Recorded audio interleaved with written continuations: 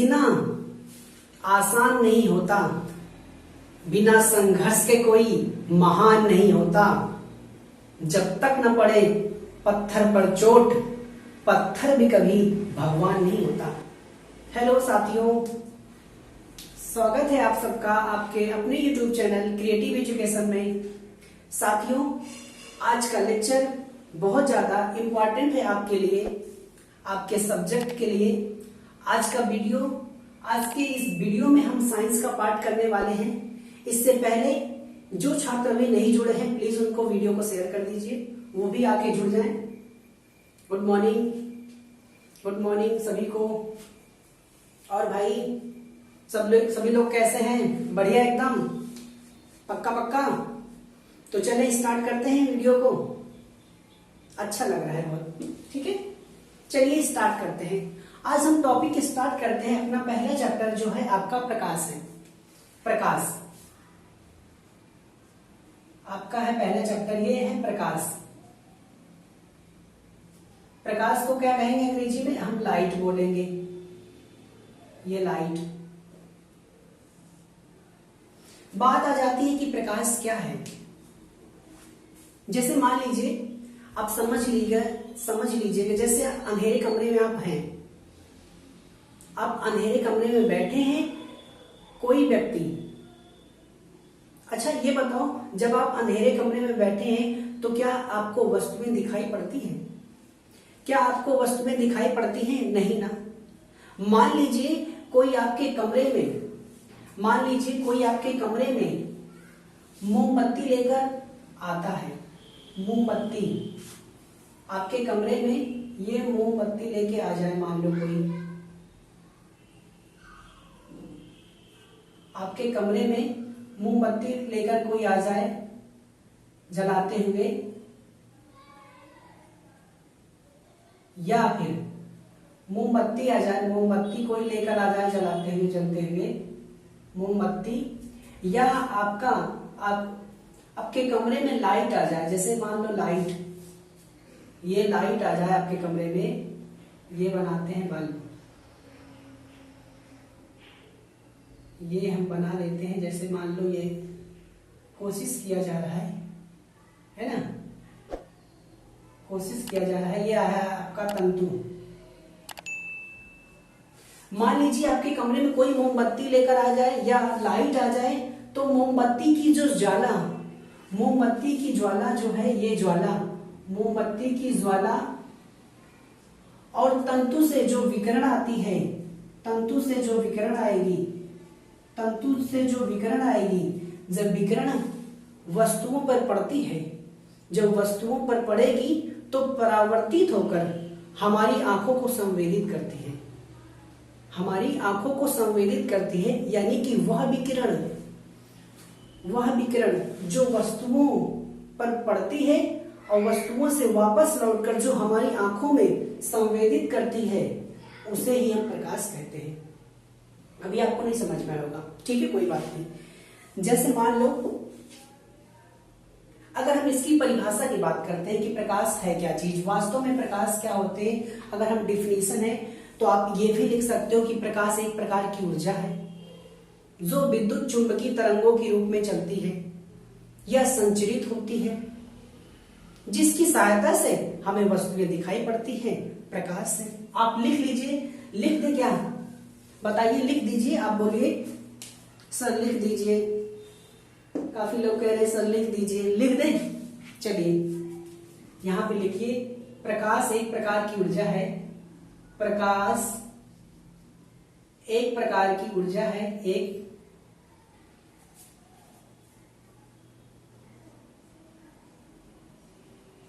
एक प्रकार की ऊर्जा है जो विद्युत चुंबकीय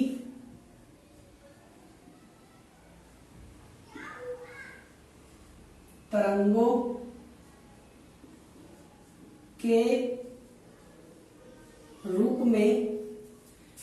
के रूप में संचरित होती है संचरित होती है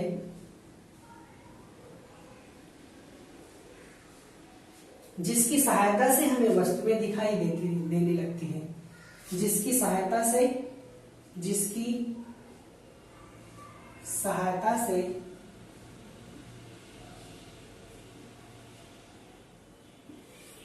हमें वस्तुएं दिखाई पड़ती हैं।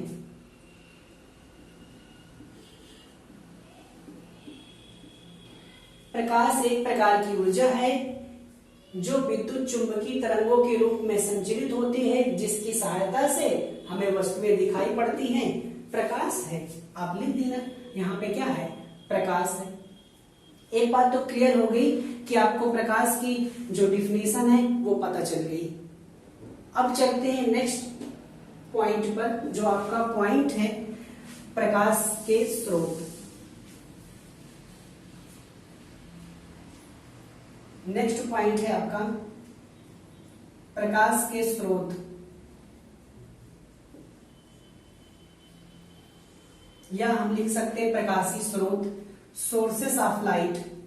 इसको बोलेंगे सोर्सेस ऑफ लाइट। इसमें भी कई सारी वस्तुएं होती हैं प्रकाश स्रोत में। जैसे पहली वस्तु में यह है प्रदीप्त वस्तुएं।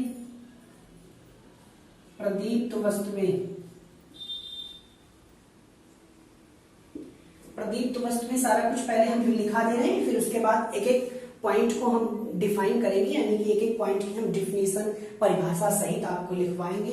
बिल्कुल आप ध्यान से लिखना और एक नोट्स बना लेना। सारी चीजों को आप कलेक्शन यहीं पे पा जाओगे। आपको जरूरत नहीं कोई और किताब पढ़ने की, सारा कुछ यहीं पे आपको मिल जाएगा, है ना, एक वीडियो में। ये प्रदीप्त वस्तुएं को हम अंग्रेजी में अगर लिखेंगे तो ये लुमिनियस बॉडीज हो जाएगी हमारी, लुमिनियस बॉडीज हो जाएगी, लुमिनियस बॉडीज हो जाएगी। एक मिनट आप लिखिए, नोट करिए तब तक।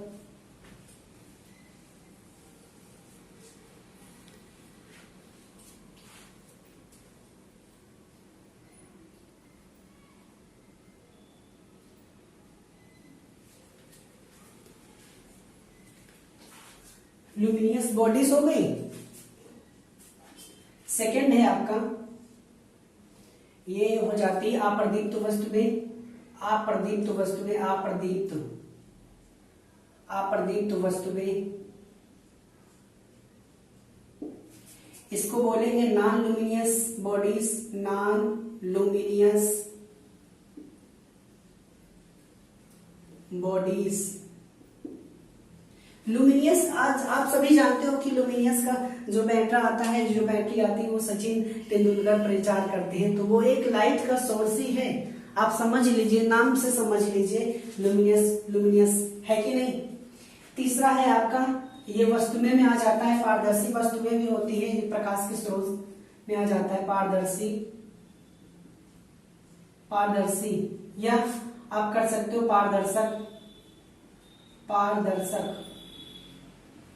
पारदर्शक वस्तुएं। पारदर्शक वस्तुएं, इसको लिख सकते हो आप क्या, ट्रांसपेरेंट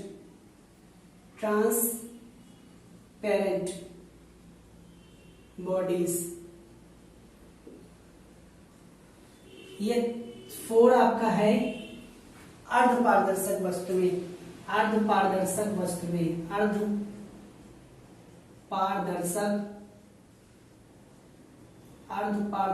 वस्तुएं, इसको बोलेंगे अंग्रेजी में ट्रांसलूसेंट, या इसको आप एक नाम और है इसका, कभी कभी नाम आ जाता है, आप वो नाम अगर भूल ना जाए तो मैं लिख देता हूं। आप पारभासी इसको बोलते हैं, पारभासी वस्तुएं। पारभासी भी इसी को बोल देते हैं, पारभासी वस्तुएं। पारभासी वस्तुओं को अगर हम लिखेंगे तो ट्रांसलूसेंट, ट्रांसलूसेंट बॉडीज। लास्ट है आपका, ये है पारदर्शी होता है, अर्धपारदर्शी होता है, और ये हो जाएगा आपका अपारदर्शी, अपारदर्शक या अपारदर्शी वस्तुएं। इसको अंग्रेजी में लिखेंगे ओपेक, ओपेक बॉडीज। ये सारा कुछ आप नोट कर लीजिए। एक एक डिफिनीशन को हम क्लैरिफाई करने वाले हैं, एक एक डिफिनीशन को हम बताएंगे कि प्रदीप्त वस्तुएं कौन सी वस्तुएं होती है, अप्रदीप्त वस्तुएं कौन सी वस्तुएं होती है, पारदर्शी वस्तुएं, अर्धपारदर्शी वस्तुएं होती हैं, अपारदर्शक वस्तुएं होती हैं, ये सारी वस्तुएं कौन कौन सी होती हैं। ठीक है, आप इनको नोट कर लीजिए।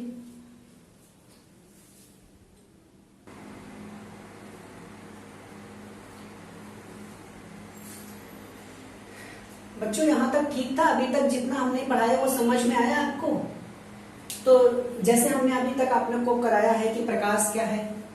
प्रकाश एक प्रकार की ऊर्जा है जो विद्युत चुंबकीय तरंगों के रूप में संचरित होती है, जिसकी सहायता से हमें वस्तुएं दिखाई पड़ती है, प्रकाश है। फिर उसके बाद आपने सीखा कि प्रकाश के स्रोत। प्रकाश के स्रोत में आपने 5 प्रकार के स्रोत देखे। 5 प्रकार की वस्तुएं हैं जिन्हें हम प्रकाश का स्रोत के रूप में जानी जाती है ना।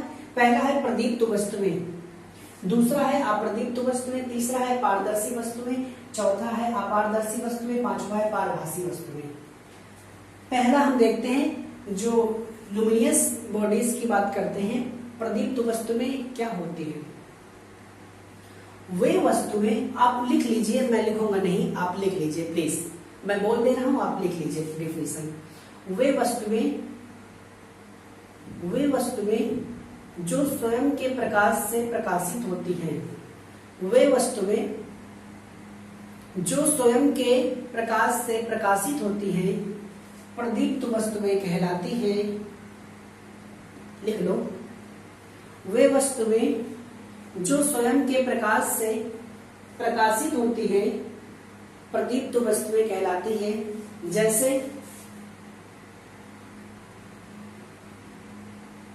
जैसे हम लिख देते हैं सूर्य। सूर्य क्या है? प्रदीप्त वस्तु है। क्या सूर्य किसी से प्रकाश लेता है? क्या नहीं लेता। बल्ब है आपका, अभी हमने बताया बल्ब, ये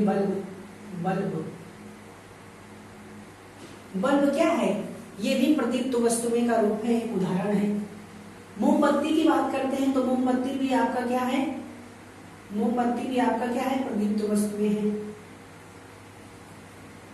वे वस्तुएं जो स्वयं के प्रकाश से प्रकाशित होती हैं, प्रदीप्त वस्तुएं कहलाती हैं। जैसे हम सूर्य की बात करते हैं, बल्ब की बात करते हैं, मोमबत्ती, ये सारे क्या है? प्रदीप्त वस्तुएं।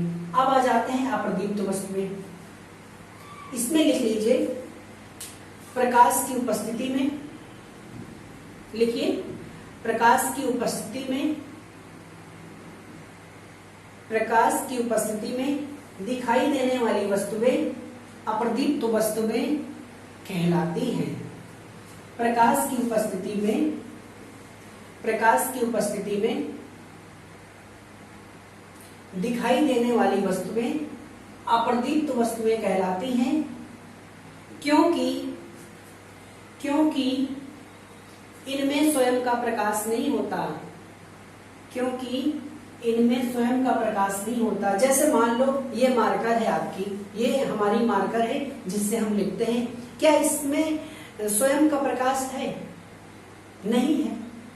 ये जो ट्यूबलाइट जल रही है, इस प्रकाश से हम इस मार्कर को देख पाते हैं, तो इसमें स्वयं का प्रकाश नहीं है। तो कौन सी वस्तुएं हैं? अप्रदीप्त वस्तुएं हैं। तो हम लिख लेंगे यहाँ पे, जैसे हम क्या कर सकते हैं बताओ। जैसे हमारा ये मार्कर है, मार्कर भी लिख सकते हैं। ये मार्कर है, लोहा हो जाता है, लकड़ी हो जाता है। यह आप लिख दे। सबसे अच्छा उदाहरण है आसपास की वस्तुएं।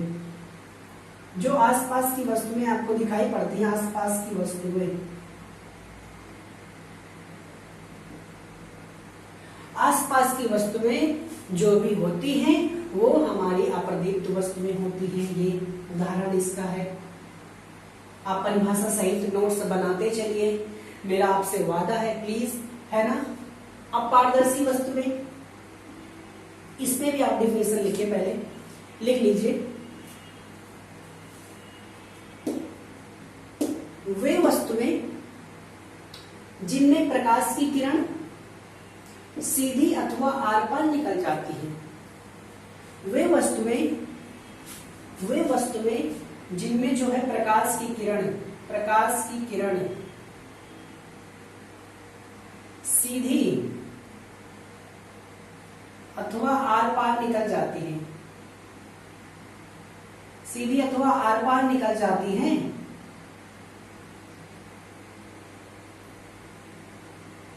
पारदर्शी वस्तुएं कहलाती हैं। बताओ छात्रों, कौन सी ऐसी वस्तुएं होंगी जो पारदर्शी वस्तुएं होंगी? कांच होगा, आपका कांच है, जल है, जल में भी तो आपका दिखाई पड़ता है। अब आ जाते हैं अपारदर्शी वस्तुएं। अपारदर्शी वस्तुएं वे सारी वस्तुएं जिनमें प्रकाश का बिल्कुल भी भाग नहीं निकल पाता। प्रकाश का बिल्कुल भी भाग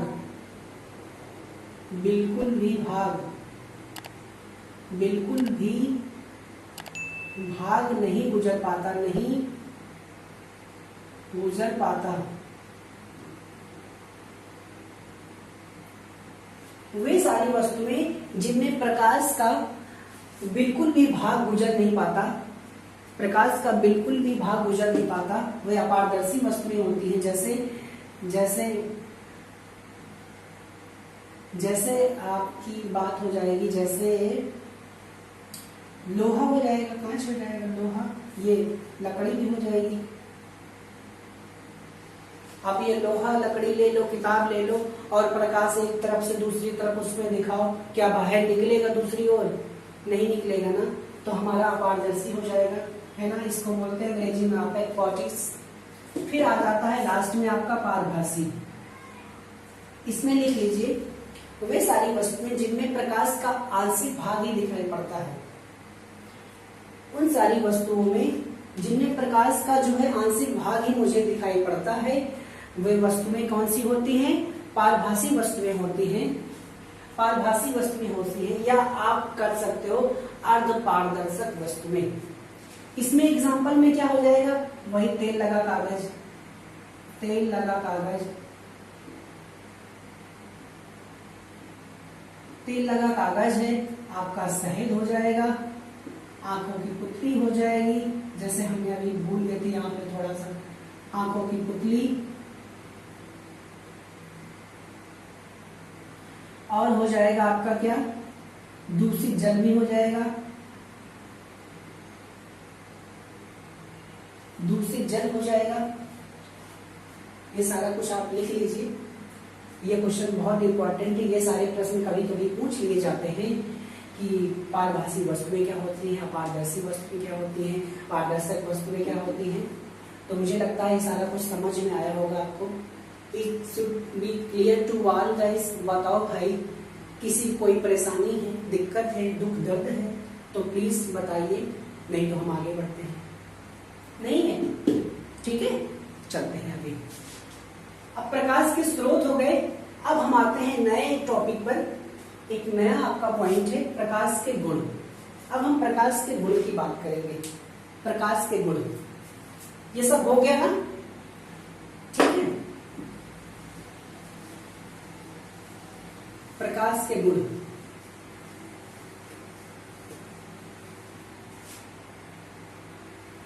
अब हम बात करते हैं प्रकाश के गुण।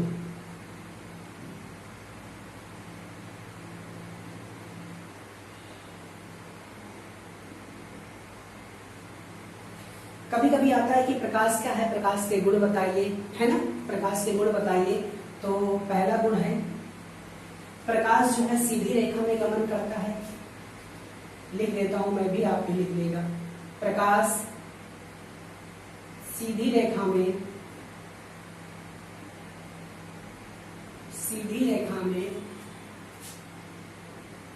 गमन करता है।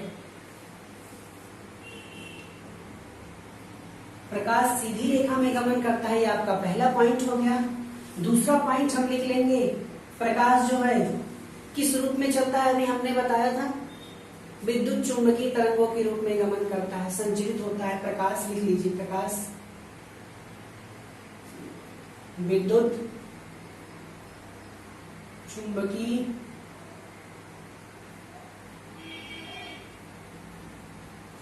तरंगों के रूप में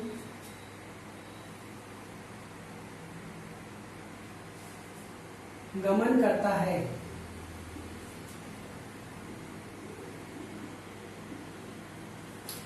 और पॉइंट एक लिख लीजिए, तीसरा पॉइंट आप लिख लीजिए, विद्युत चुंबकीय तरंगों के रूप में गमन करता है। प्रकाश की जो प्रकृति होती है, प्रकाश की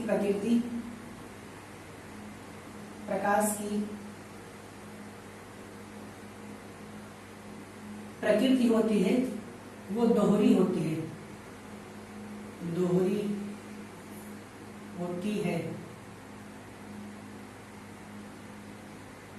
दोहरी कौन कौन सी होती है?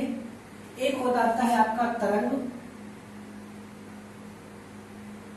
वह और हो जाता है कण आपका, एक कण के रूप में, एक तरंग के रूप में। चौथा है आपका प्रकाश की चाल, या लिख लीजिए प्रकाश की चाल, निर्वात में प्रकाश की चाल। ये भी सब लोग को ज्ञात होगा, ये क्वेश्चन तो सबको आता होगा। निर्वात में प्रकाश की चाल क्या होती है? निर्वात में प्रकाश की चाल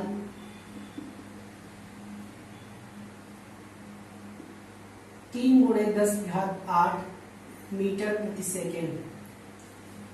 अगर हम बात करते हैं पांचवा पॉइंट, अगर हम जल में प्रकाश की चाल बात करें तो क्या होगा? जल में बताओ। फिर हम बात करते हैं कांच की, पहले नोट कर लो, इतना नोट कर लो।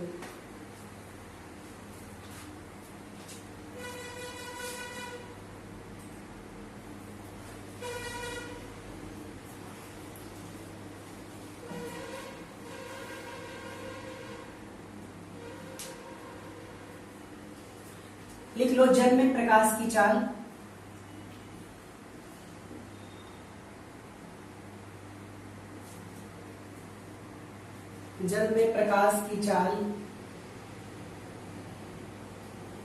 क्या हो जाएगा? ये 2.25 ×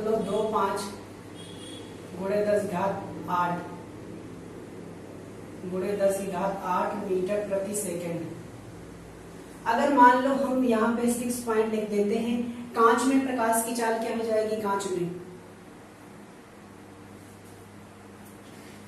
में प्रकाश की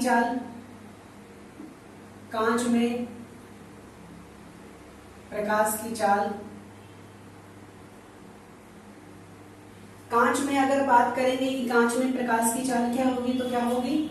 2 × 10⁸ मीटर प्रति सेकेंड। ये मीटर प्रति सेकेंड है, आप सब लिख लीजिए हिंदी में। और लास्ट ये प्रकाश की तरंग दैर्घ्य हम लिख लेते हैं। प्रकाश की तरंग दैर्घ्य 4000 एंगस्ट्रॉम से लेकर 8000 एंगस्ट्रॉम तक होती है।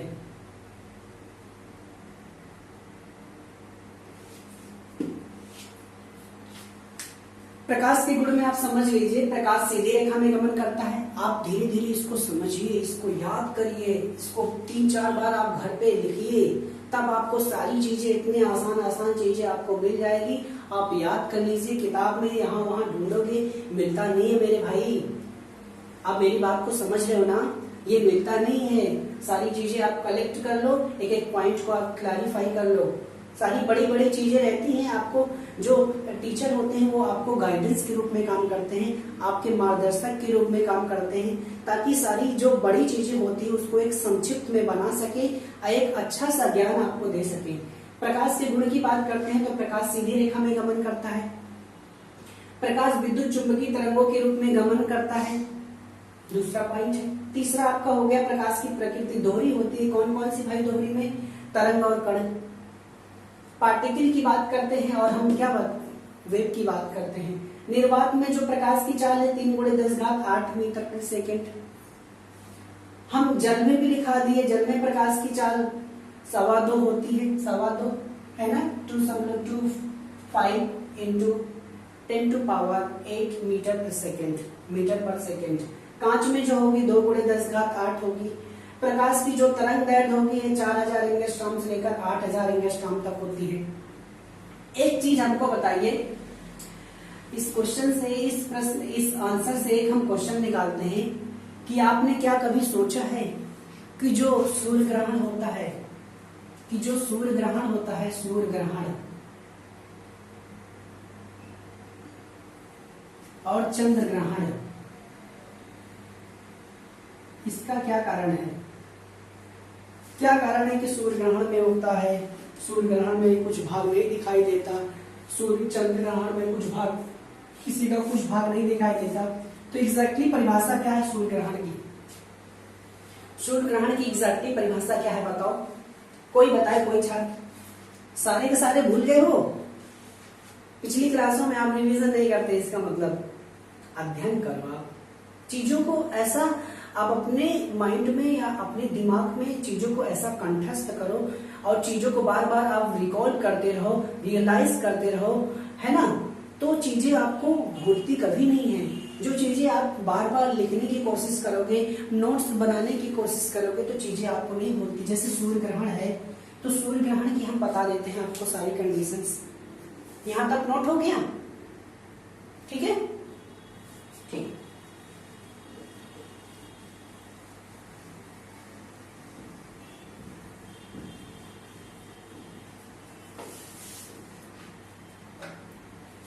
अब सोलर इक्लिप्स की बात करते हैं। जैसे सोलर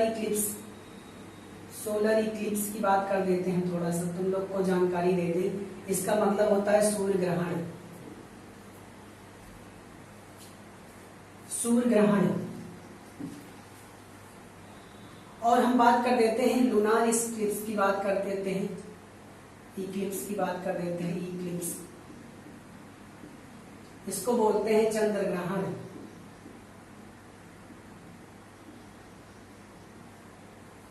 इन दोनों का मतलब है, इन दोनों का अगर हम कॉम्बिनेशन पार्ट देखें, कंबाइन करके देखें, तो प्रकाश जो है सीधी रेखा में चलता है। इन दोनों का जो मतलब निकलेगा,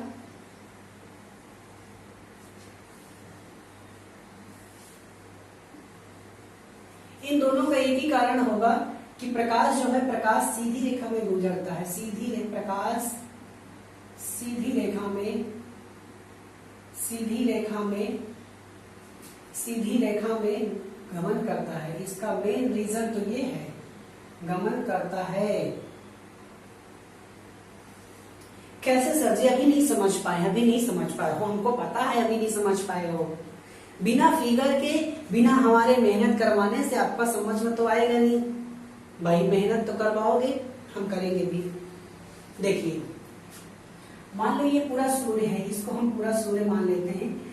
ये रेड कलर का कर देते हैं क्योंकि है ना, सुबह सुबह का बात है ना, ये हम सुबह ये रेड कलर कर देते हैं ना। ये बनता नहीं है, बोला आपको बना लीजिएगा, है ना। ये पूरा हम सन मान लेते हैं, ठीक है। और इधर हम मान लेते हैं ये पृथ्वी है, ये अर्थ मान लेते हैं, अर्थ। और बीच में आ गया चंद्रमा आपका, ये मून आ गया आपका। जब सूर्य और पृथ्वी के बीच में चंद्रमा आ जाता है, जब ये सूर्य है भाई, भैया मेरे, ये सूर्य है, ये आपकी पृथ्वी है जिसपे आप धरातल पे निवास करते हैं, ये पृथ्वी है। आप देखिए यहां से जो किरणें आती है, ये किरणें आई यहां से, ये किरणें बना देते हैं हम, ये एक यहां से गुजार दो ऐसे। जब यहां से सूर्य से किरणें आती हैं तो ये कुछ भाग यहां से क्या, कुछ भाग यहां से क्या अदृश्य हो जाता है, दिखाई नहीं पड़ता सूर्य का, कुछ भाग यहां से दिखाई नहीं पड़ता, तो स्थिति हो जाती है सूर्य ग्रहण की, सूर्य ग्रहण की। क्यों भाई? क्योंकि प्रकाश जो है सीधी रेखा में गमन करता है, सीधा तो आएगा, ऐसे ऐसे प्रकाश थोड़ी ना चलेगा कि प्रकाश भाई ऐसे चला गया, जहां हमको जरूरत है ऐसे तिरछा मार दे यहाँ, नहीं, ऐसा नहीं होता कि ऐसे ऐसे ऐसे चले, प्रकाश हमेशा ऐसे चलेगा, सीधी रेखा में चलेगा मेरे भाई। ये समझ में आया? आप सभी को समझ में आया? प्लीज वीडियो को लाइक करिएगा, शेयर करिएगा अपने दोस्तों में, ताकि जो हमारी मेहनत है वो रंग लाए, आपके जीवन में भी हमारे जीवन में भी, दोनों का इसमें होगा।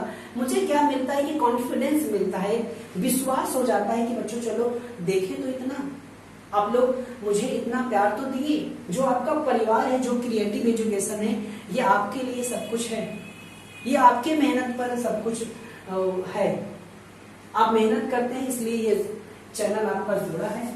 अगर हम यहाँ पे चंद्र ग्रहण की बात करते हैं, चंद्र ग्रहण की बात करेंगे तो पहले आ जाएगा ये आपका सन आ जाएगा, सन को हम, चलो ठीक है यार रेड से कर देते हैं, आप कहते हो तो ये रेड से हम कर दिए, ये है सन,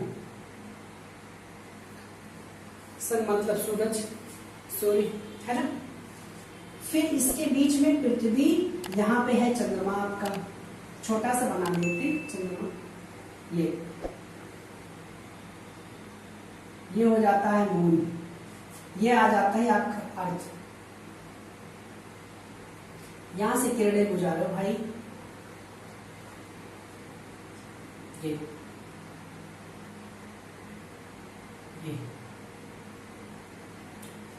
आप यहां देखो, जब किरणें आएगी तो कुछ भाग यहां से तो फिर अदृश्य हो जाएगा, कुछ भाग यहां से सूर्य का दिखाई नहीं पड़ेगा, है ना। जब सूर्य और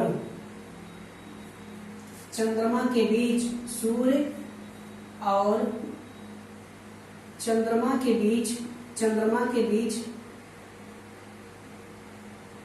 पृथ्वी आ जाती है, पृथ्वी आ जाती है, तब ये जो स्थिति बन जाती है, ये चंद्र ग्रहण की स्थिति बन जाती है, ये चंद्र ग्रहण की स्थिति बन जाती है, इसी को कहेंगे चंद्र ग्रहण। मुझे पता था आपको जो 6, 7, 8 में नहीं पढ़ा था, क्योंकि कोई फिगर बना के नहीं समझाया था, मैं आपको फिगर बना के सारा कुछ रिटन में कर दिया। अब आपको कोई व्यक्ति पूछेगा कि भैया चंद्र ग्रहण कब होते हैं, सूर्य ग्रहण कब होते हैं, सारी चीजें आप बता दोगे। पढ़ाई का ये मतलब है कि एक पॉइंट को आपका छूटना नहीं चाहिए, सारे पॉइंट को ऐसे कलेक्ट करना है ना, ऐसे आपको दिमाग में कंठस्थ करने हैं ना कि कोई पूछ ले तो तुरंत हम बता पाएंगे। यही तो पढ़ाई का उद्देश्य है। आपका पढ़ाई का उद्देश्य ये भी रहता है कि आप अपने जीवन के निर्माण में सहयोगी बने, आप अपने को मजबूत बनाएं, जो आप सोचते हैं, जो आपका टारगेट है, जो आपका लक्ष्य है, यू कैन अचीव इट, आप उसको प्राप्त कर ले। यही तो जीवन का सार है। और जीवन ये संघर्ष से भरा पड़ा है, बिना मेहनत के कोई ऐसा कोई चीज नहीं है जो आपको हासिल कर पाए, है ना। बिना पुरुषार्थ के कोई आगे नहीं बढ़ा है। अगर आपको आगे बढ़ने हैं, आपको बड़े व्यक्ति बनने हैं, एक अच्छा नागरिक बनना है, तो आपको मेहनत से गुजरना पड़ेगा। बिना मेहनत के, विदाउट प्रैक्टिस के, यू कांट अचीव एनीथिंग। अगर बिना मेहनत है, आपकी मेहनत नहीं है, आपके पास परिश्रम नहीं है, तो आप कोई सा भी ऐसा कोई लक्ष्य आप हासिल नहीं कर पाओगे। अब अगले टॉपिक पे चलते हैं। आपका है अगला पॉइंट है प्रकाश के गुण हम पढ़ लिए। अब हम सीखते हैं कि वो प्रकाश की किरण के बारे में, ठीक है, प्रकाश की किरण के बारे में, प्रकाश की किरण के बारे में सीखते हैं।